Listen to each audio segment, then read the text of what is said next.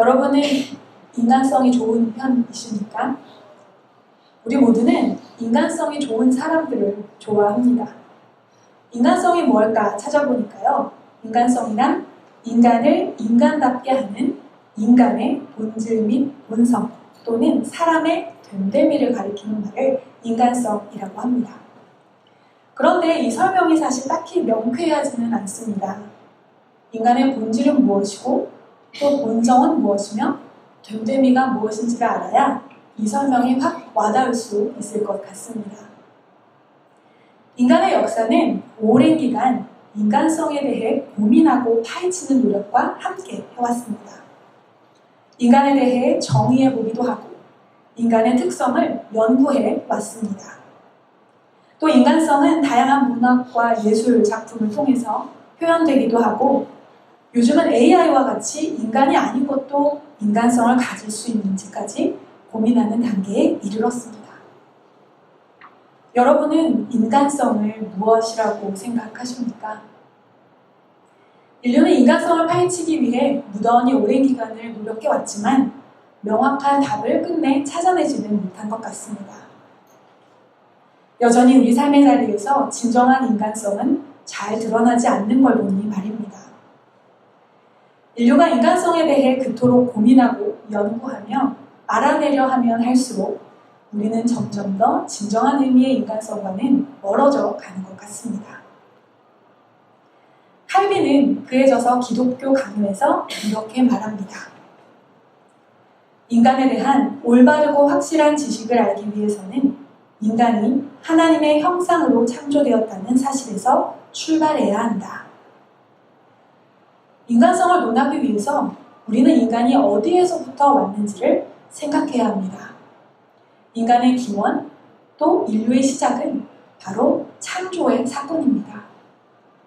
하나님은 하나님의 형상이라는 분명한 기준과 모델을 가지고 인간을 만드셨습니다. 그러나 아담의 타락으로 말미암아 인간은 하나님의 형상을 잃어버리게 되었고 그 결과로 우리는 인간성을 상실하게 되었습니다. 따라서 인간성에 대한 회복은 하나님의 형상을 아는 것에서부터 시작됩니다. 인간성의 회복은 타락 이전에 이미 우리 안에 허락하신 하나님의 형상을 회복하는 것에서부터 가능합니다. 드디어 큐티 본문이 사무엘하가 시작되었습니다. 길고도 흥미진진했던 사무엘상이 끝나면서 이제 사울의 시대도 막이 내립니다. 이제 본격적인 새 시대의 시작을 앞두고 있습니다. 그 시작의 첫 페이지인 오늘 1장은 사무엘하의 주인공인 다윗의 인간성을 우리에게 선명하게 보여줍니다. 오늘 다윗을 통해 하나님은 우리가 어떻게 우리 안의 인간성을 회복하기 원하시는지 함께 나눠보기 원합니다. 다윗은 언제 기름 부음을 받았나요? 벌써 한참 전 사건입니다. 사무엘상 16장이었죠. 사무엘상은 총 31장으로 이루어져 있습니다. 분량이 결코 적지 않은 책입니다. 16장에서 기름 부음을 받은 다윗은 31장에서 사무엘상의 모든 이야기가 끝날 때까지 왕위에 오르지 못합니다. 왕은커녕 목숨을 겨우 지키며 도망다니는 고난의 긴 시간을 보내고 있습니다. 사무엘하 새로운 이야기가 시작되는 지금 이 시점에도 다윗의 처지는 별반 다른 것이 없습니다. 아말렉과의 전쟁에서 크게 승리를 했지만 여전히 갈 곳 없는 도망자의 신분으로 폐허가 되어버린 시글락에서 이틀 사흘 머물고 있을 뿐입니다. 그때 어떤 한 사람이 다윗을 찾아옵니다. 옷은 다 찢어지고 머리에는 흙이 묻어있는 채로 다윗에게 나와 엎드려 절합니다. 어디에서 왔느냐? 묻는 다윗에게 그는 자신이 이스라엘 진영에서 도망하여 왔는데 이스라엘의 많은 군사가 죽었고 사울과 요나단도 죽었다고 전합니다. 자신이 우연히 길보아 산에 올라가 보니 사울이 부상을 입어 이미 죽어가고 있었고 고통 가운데서 칼로 자신을 죽여달라고 부탁하여 그리하였다라고 라고 말합니다. 그리고 사울의 머리에 있는 왕관과 팔에 있는 고리를 벗겨서 다윗에게 가져왔다고 합니다. 여기서 이상한 점이 발견됩니다. 사무엘서를 지금까지 쭉 성실하게 잘 읽고 묵상해 오신 분들이라면 뭔가가 잘못되었다는 것을 찾아내셔야 합니다.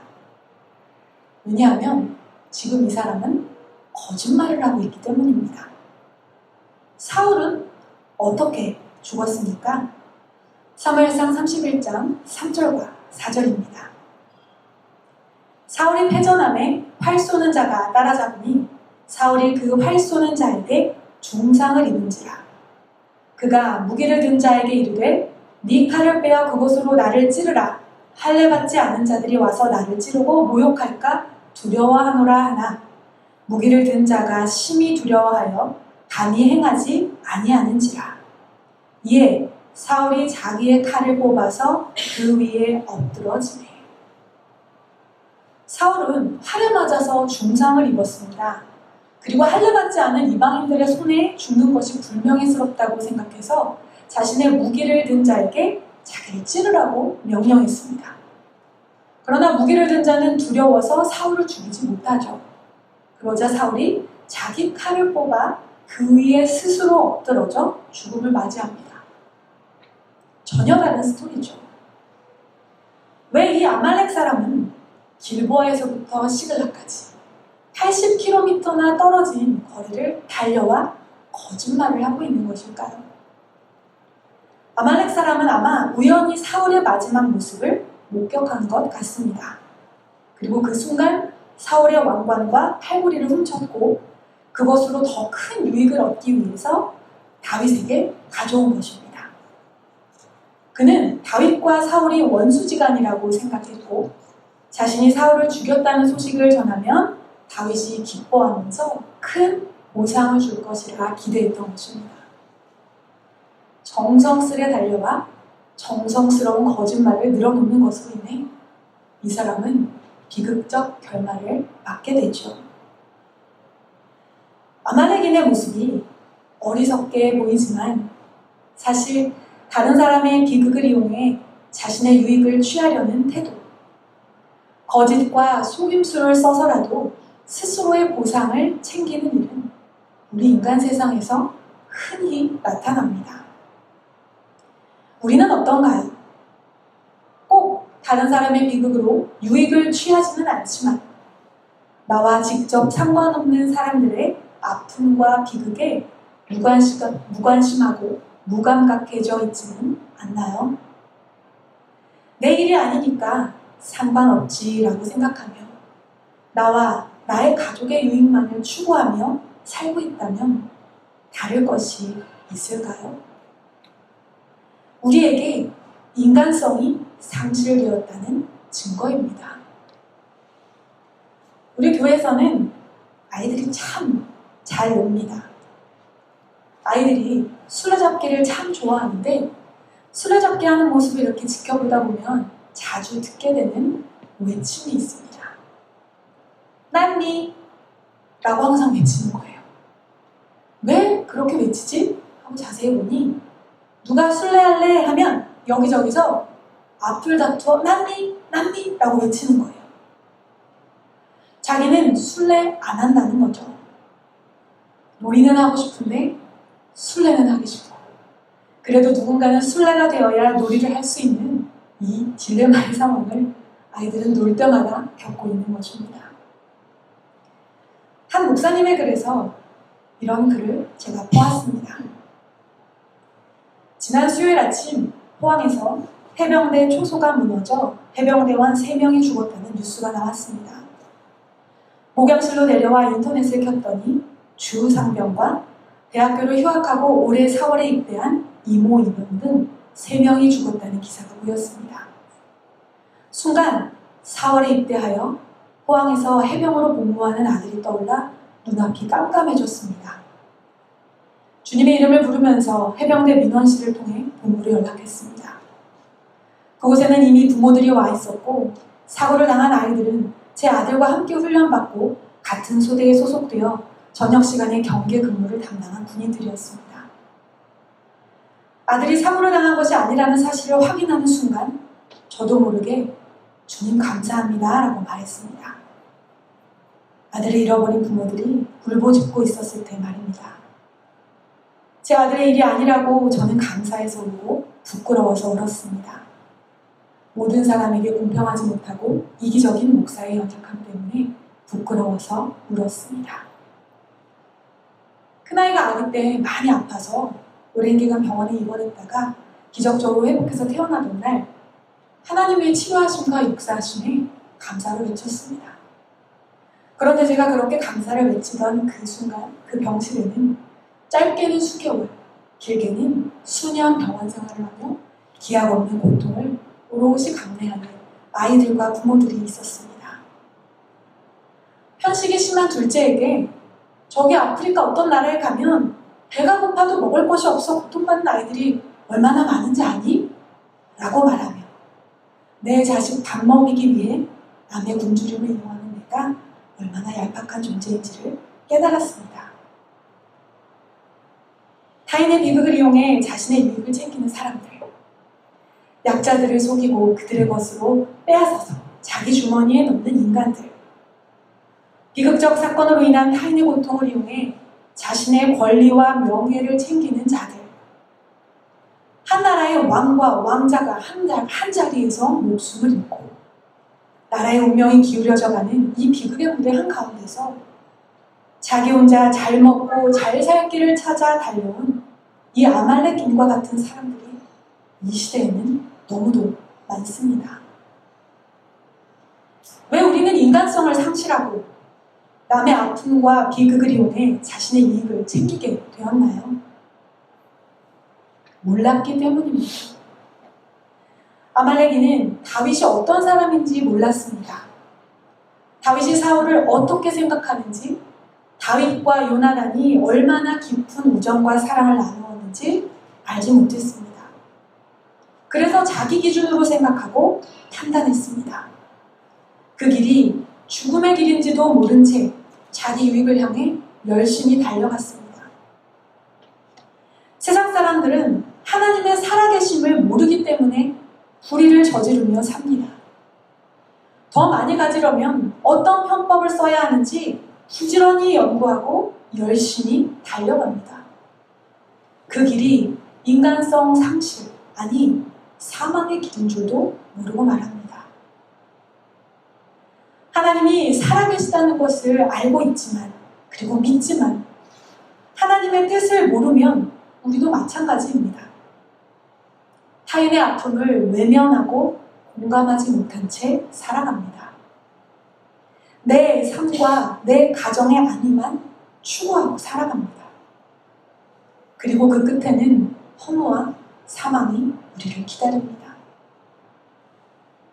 하나님을 제대로 알 때에 비로소 우리의 삶의 자리에서 인간성이 회복됩니다.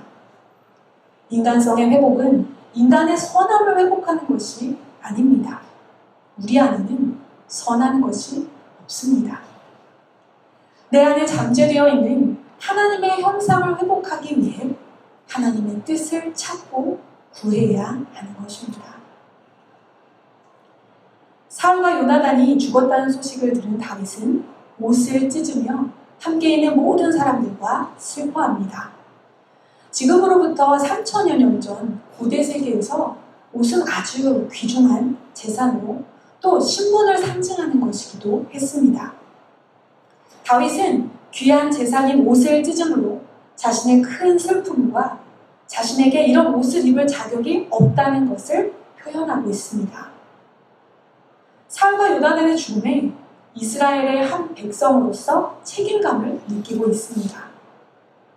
또한 저녁까지 금식합니다. 다윗은 지금 진정 어린 슬픔을 표현하고 있습니다. 다윗이 슬픔과 애통을 표현할 수 있는 것은 그의 안에 감성이 있기 때문입니다. 여러분은 감성이 풍부하십니까? 잠시 옆 사람의 얼굴을 한번 보실까요? 표정이 어떠신가요? 살아있나요? 어제 집사님들과 묵상 나눈 모임을 하다가 이런 얘기를 들었습니다. 사람들이 싱가포르에서 10년 이상을 살면 얼굴에 표정이 없어진다고 한답니다. 왜요?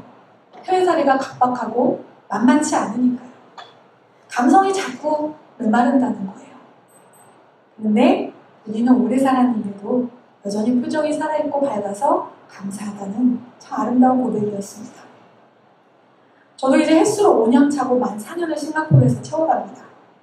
그런데 처음 왔을 때랑 지금이랑 사진을 비교해보면 물론 덥고 뜨거운 날씨에 피부도 노화되고 또 어느 정도 나이도 들고 한 것이 가장 큰 이유겠지만 전에는 없었던 이 미간의 근육과 눈썹 위의 근육이 굉장히 발달한 것을 발견했습니다. 왜지? 생각해보니까 밝은 표정보다 무뚝뚝하고 긴장하는 표정을 많이 짓다 보니까 여기가 자꾸 근육이 발달하는 거예요. 그래서 요새 열심히 10불짜리 진동 마사지기를 사서 팍 펴고 있습니다. 해외살이 5년만 해도 표정이 변합니다. 그런데 다윗은요, 지금 목숨을 건 도피 생활만 10년째입니다. 그것도 척박하기 이를 데 없는 메마른 광야 지역에서 말입니다. 표정이 무엇이고 감성이 무엇이겠습니까? 생존의 문제 앞에서는 감성도 감정도 사치품이 됩니다. 그런데 다윗은 그렇게 치열한 도망자의 삶을 살았음에도 비극적인 소식 앞에 진심 다해 애통할 수 있는 감성이 살아있었던 것입니다. 어떻게 다윗은 그럴 수 있었을까요? 다윗이 기름 부음을 받았던 사무엘상 16장 13절의 말씀입니다. 함께 읽겠습니다.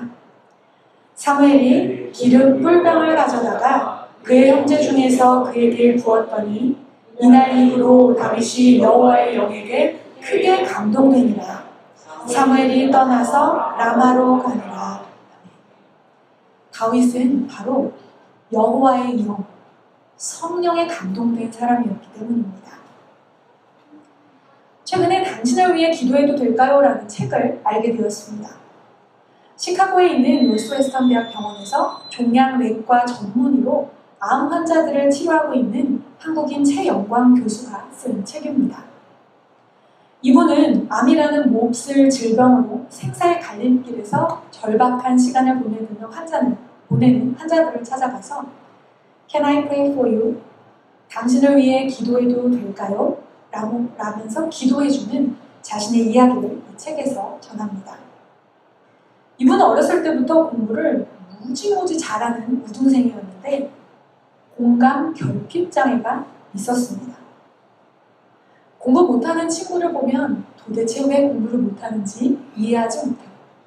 친구가 자기한테 화가 나면 도대체 내가 뭘 잘못했길래 화가 나지? 그 원인을 스스로 찾아낸 적이 한 번도 없다고 합니다.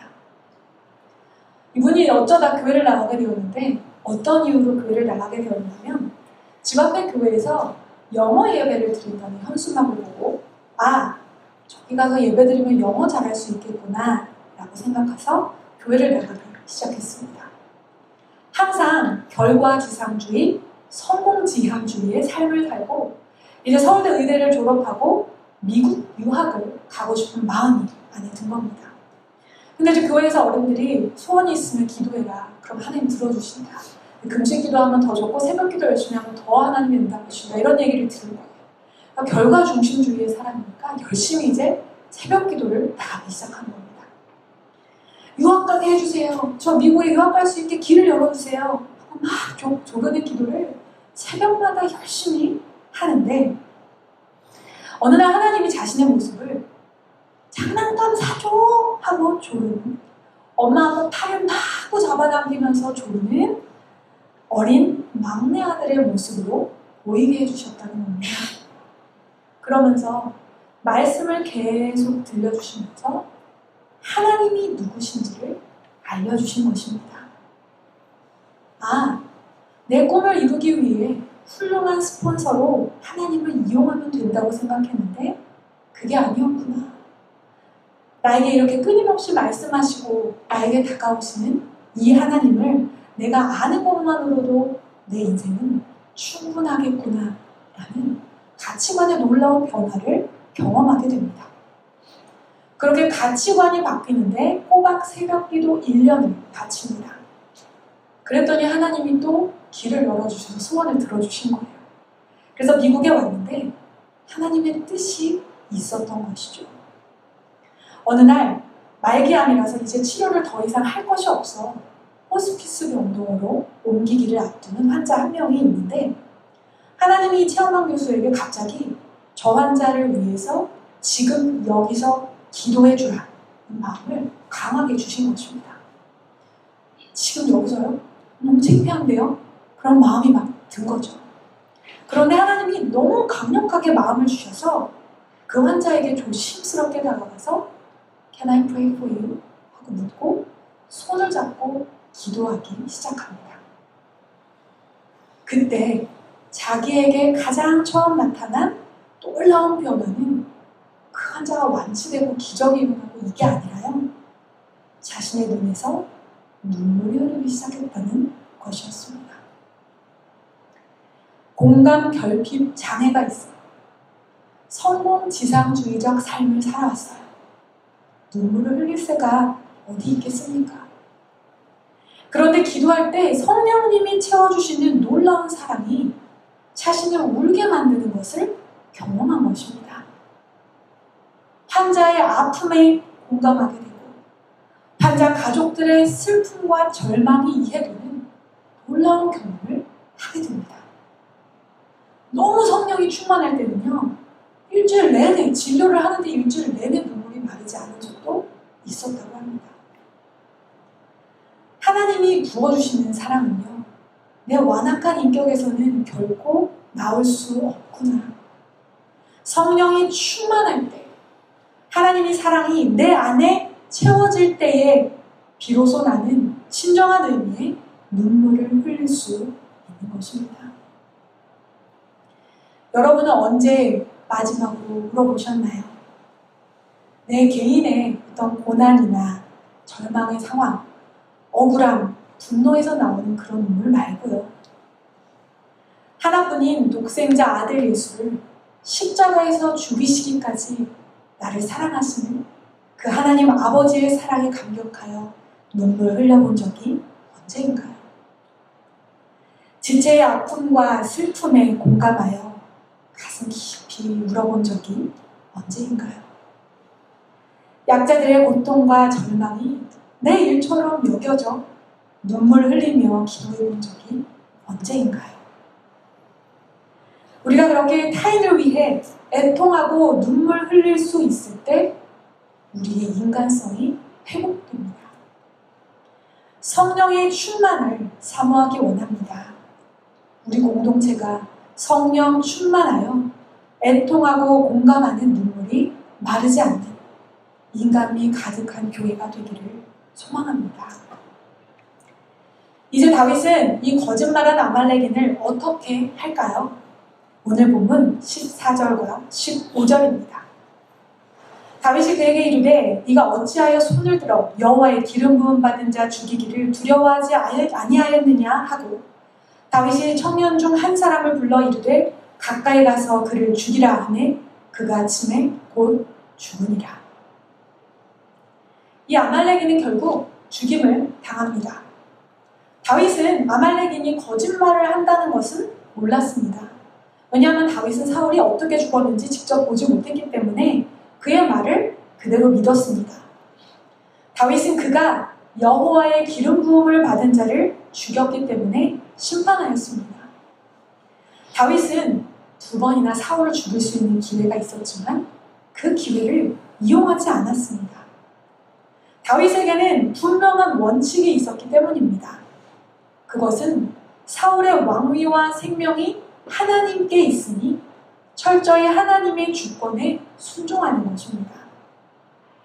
긴 시간 도피 생활을 하고 산전수전 다 겪으며 어느새 수백, 수천 무리의 리더가 되어 자기 나름의 노하우나 원칙들이 생겼을 법도 한데 다윗은 하나님 앞에 세운 원칙을 지키고 넘지 말아야 할 선을 절대 넘지 않았습니다.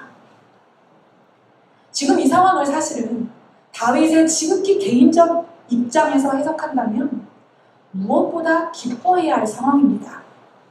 다윗이 스스로 악한 계략을 꾸미지 않고서도, 자신의 손에 직접 피 묻히지 않고서도 원수가 제거되었으니까요. 이보다 더한 응답이 어디 있겠습니까? 그러나 다윗은 이 상황을 개인의 입장으로 해석하지 않습니다. 민족의 고통과 비극으로 여깁니다. 그리고 자신도 하나님 나라 백성의 입장에서 애도합니다. 하나님의 세우신 왕의 죽음을 애도하고 하나님의 주권에 도전하여 하나님이 세우신 왕을 죽게 한 자에게 마땅한 처벌을 내립니다. 신앙생활은 끊임없이 하나님의 주권 아래로 들어가는 연습입니다. 하나님의 주권 아래로 들어가는 가장 좋은 방법은 나의 신분을 정확히 아는 것입니다. 나는 이겁니다. 내 인생의 주인공은 나야 나가 아니라 나는 하나님 나라의 백성이요 그분의 통치와 다스림 안에 있는 하나님 나라 시민이라는 분명한 정체성을 갖는 것입니다. 그러면 사실 심플합니다. 하나님과 주권 다툼할 것도 없습니다. 하나님 나라는 원래 하나님이 왕이신데 무슨 말이 더 필요하겠습니까? 이 땅에 발을 딛고 살지만 하나님이 다스리시는 하나님 나라를 살아가는 것, 하나님의 주권 아래에서 사는 것은 정말 놀라운 신비입니다. 더 이상 세상의 유혹과 시련이 찾아와도 하나님이 내 삶을 통치하시니 두려울 것이 없습니다. 좋은 결과든 나쁜 결과든 다 하나님께로부터 나왔으니 내게 가장 선한 것이라 믿으며 결과로부터 자유하게 됩니다. 그렇게 하나님의 온전한 통치 속으로 들어갈 때 우리는 모든 근심과 멍해와 염려를 그분 앞에 다 내려놓을 때 비로소 우리 안에 숨겨진 하나님의 형상, 참된 인간성을 회복할 수 있게 됩니다. 아직도 주권을 쥐고 계십니까? 아직도 하나님이 다스리시는 신앙의 영역과 내가 내 마음대로 다스리는 삶의 영역을 나누어 두고 있습니까? 시간 낭비하지 않기 원합니다. 하나님을 믿기로 결정했으면 제대로 믿고 하나님의 주권을 인정하기로 했으면 내 고집, 내 자아, 아직도 내려놓지 못한 그것까지도 다 얼른 내려놓고 신앙의 원칙을 세웠으면 자꾸만 다른 것에 우선순위를 두지 말고 흔들림 없이 가보는 겁니다. 그럴 때에 우리가 얼마나 하나님 안에, 하나님의 은혜 안에서 눈부시게 성장할지, 우리 안에 얼마나 아름다운 우리의 인간성이 회복될지 기대가 되지 않으십니까? 다윗이 오늘 본문에서 보여준 아름다운 인간성들을 묵상하면서 저는 고린도후서의 말씀이 떠올랐습니다. 우리 세 절의 말씀을 함께 읽어보았으면 좋겠습니다. 그러므로 우리가 낙심하지 아니하노니 우리의 겉사람은 낡아지나 우리의 속사람은 날로 새로워지도다. 우리가 잠시 받는 환난에 경한 것이 지극히 크고 영원한 영광에 중한 것을 우리에게 이루게 함이니 우리가 주목하는 것은 보이는 것이 아니요 보이지 않는 것이니 보이는 것은 잠깐이요 보이지 않는 것은 영원함이라. 아멘. 우리 삶의 자리에서 왜 이렇게 인간성 상실의 모습이 나타나고 있는가? 바로 우리가 겉사람의 모습으로 살고 있기 때문입니다. 겉사람으로 판단하고 평가하며 살고 있기 때문입니다. 우리가 회복해야 할 하나님의 형상, 인간성은 겉사람으로는 나타나지 않습니다. 외모로 드러나지 않습니다. 얼마나 가졌는지, 얼마나 잘났는지, 얼마나 보기 좋은지 그런 겉사람의 기준은 인간성과는 아무 상관이 없습니다. 사람은 외모를 보거니와 나 여호와는 중심을 본다 말씀하신 하나님. 하나님은 우리의 중심, 우리의 속사람을 보시기 때문입니다. 다윗의 겉사람은 시작부터 초라했고 지금도 여전히 도피자의 자리에 머물러 있는 보잘것없는 모습입니다. 그러나 하나님의 영이 충만했고 하나님과 친밀했던 그의 속사람은 날로 새로워지고 날로 강건해집니다. 그리고 이제 이스라엘의 정식 왕으로 세워지기를 앞두고 그의 새로워진 속사람은 하나님의 형상을 닮은 인간성의 향기를 마구 뿜어내고 있습니다. 예수님의 겉사람은 보잘것없는 비참한 모습으로 십자가에서 죽으셨습니다. 그러나 예수 그리스도의 속사람은 하나님의 뜻에 죽기까지 순종하심으로 하나님의 놀라운 구원의 계획을 성취해내셨습니다. 그리고 죄와 사망의 권세를 이기고 부활하셨습니다. 예수 그리스도의 부활을 믿는 모든 사람은 그 부활의 능력으로 말미암아 속사람으로 새롭게 태어난 자들입니다. 따라서 우리는 낡아지고 없어질 겉사람으로 사는 존재가 아닌 거듭난 속사람으로 살아야 합니다. 잠시 있다 없어질 눈에 보이는 것에 연연하는 인생이 아니라 영원한 하나님 나라의 완전한 승리와 영광을 갈망하며 살아야 합니다. 부활의 능력이 우리에게 온전히 임할 때에 우리는 비로소 완전한 인간성을 회복하며 살아가게 될 것입니다. 우리 개인의 삶에 그리고 우리 공동체 안에 하나님의 형상을 닮은 아름다운 인간성이 회복되기를 소망합니다. 하나님을 바르게 알고 하나님의 마음과 이웃의 아픔에 애통할 줄 알며 하나님의 주권 아래 참 기쁨을 누리며 살게 되기를 원합니다. 우리 안에 아름다운 사람의 향기가 가득하게 될 줄 믿습니다.